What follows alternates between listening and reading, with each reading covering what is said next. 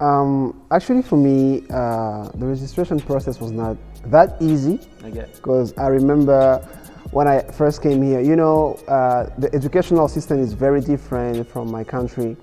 So when I came, we had to apply online, and then we got rejected. And they told us to. Yeah. What do you think here is?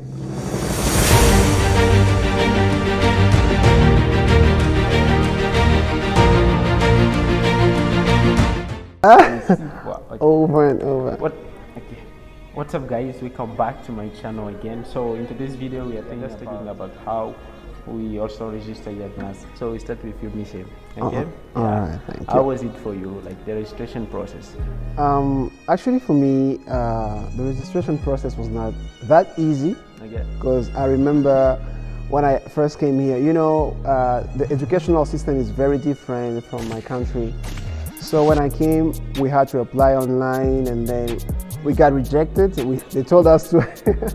Yeah, what do you think here is very true? We got, I think, not accepted. Not accepted. Maybe let's say 50% of all Congolese students. Sure. But 2021. Yeah. At engineering department, we were all rejected. Maybe I was rejected, guys. I won't lie to you, I was rejected. But you may be asking now, so what did you do to be in? Exactly. Yeah, the question will be answered here, okay? Yeah, but the process was like, I feel like that's how they do it for some students. If they do not understand how maybe your school grade is, you can be not accepted, then you have to come back on face-to-face. Then when we went back, we were told, no, we are not having chemistry, we are not having physics. Like, as I said, the educational system is very different. On our school grade, like on my school grade, I don't have a subject like physics, like so. From grade 11 and 12, yeah. I don't have a physics or even chemistry module. But those modules are incorporated in some other modules, like what I had in high school. So that's the thing that I think NAS authorities must know also, because when you guys are accepting international students, you must also understand what is their academic system and education system, let's say that. Because some of us were told to have chemistry and physics, as we were doing mechanical engineering already back in our countries. We didn't have those modules, but those modules were also included in some of our modules that we were already doing. So back here in Namibia, and then people, the academic authorities was asking us to have chemistry, physics, but we did not really have those modules. So it was a bit difficult for them to accept that. So that's why we came for what do we call a final selection. Yes. To explain now why we did not have chemistry, why we did not have physics. For sure. And then they select us, I think that. Exactly. Yeah. So. Saying that for the final selection, yeah, we got accepted, and then we were really going up and down so much, but in the end we got accepted, and that's how we started in the university. Though it was not easy, but they finally understood, and then we started. Okay, that's pretty good. Okay, guys, we wanna also talk about how we really managed to study, because for me it was a bit difficult my first year. I couldn't even follow all the rules and regulations of Nust, and I didn't know that I was supposed to read the course outline and everything. I ended up failing the modules because of not knowing really the rules of that module. Can you talk about that? Yeah, according to what I know, especially in engineering, there is what we call sub-minimum. That means you cannot fail with a certain percentage, So that means you have the least that you can have is 50% in all your modules, even though you can pass the tests and maybe exams.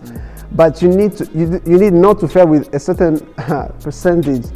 You know why I failed that module that I'm saying? Yeah. Because we really have like 4 exams. Okay.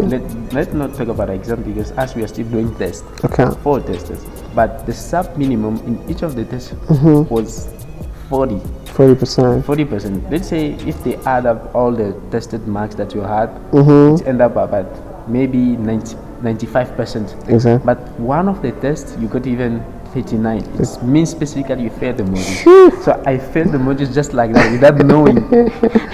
Okay. So it's really, guys, important for you guys who are coming up here in Namibia to study, it's really important for you guys to ask questions. If you are doing engineering, let's say we are all doing engineering, but he's doing mechanical and I'm doing power, to ask questions to some of the senior students, Congolese students who can really help you, and to understand those basics, rules and regulations, and those sub-minimum stuff. It's really important and it can really help you. That's right. Yeah, it is right. Yeah, it is right. So we want to also talk about how it was also easy. I don't know for you also, but for me it was a bit easy to have friends. All my colleagues out there, they are my friends. And, good chapeau to all of you guys. Yeah, so all of them are my friends. They really helped me to really understand those rules and regulation of Nust, because I was a bit, let's say I'm a person who don't really want to talk to others. I was just school after school, home, school after school. All my colleagues were just hi. But when I understand that I really needed to talk to them to discover some stuff that I needed, so I went forth to them and they were like, okay guys, I'm a new student and I don't really understand English properly, so I really need your help. And then they were really open to me and to help me. Talking about friends, as the saying goes, a friend is a help. So it is important for people, or for us, or for me, to make friends. And because we are like students and on an academic base, like ground, there are people who can help you better than you can help yourself, sometimes. And when you meet those people, they can help you in this and that area, especially talking about modules. When you, like for us, some of us really, the English is a real struggle. At the beginning, that's not for you. No, it is. It used to be. It used to be.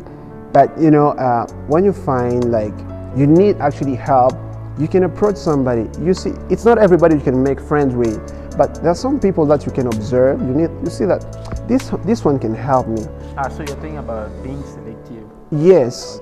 Because you don't just make friends with anyone or everyone. You know that, right? That's right. But you guys are out there. You are. All of you are my friends. Yeah. No kidding. But we select our friends. We don't just assume like receiving them like that. No, you make friends. You choose who is your friend and who is not. So when you choose the friend, you know that this friend of mine will help me in this, on that. Because you don't just make friends. Oh, we are just friends, but you never share anything. But you make a friend, you know that this one will help me on this, will help me on that. He's a help or she is a help for you in what you are doing, like as your course or your major, right? That's right. Okay guys, I hope you really enjoyed this video.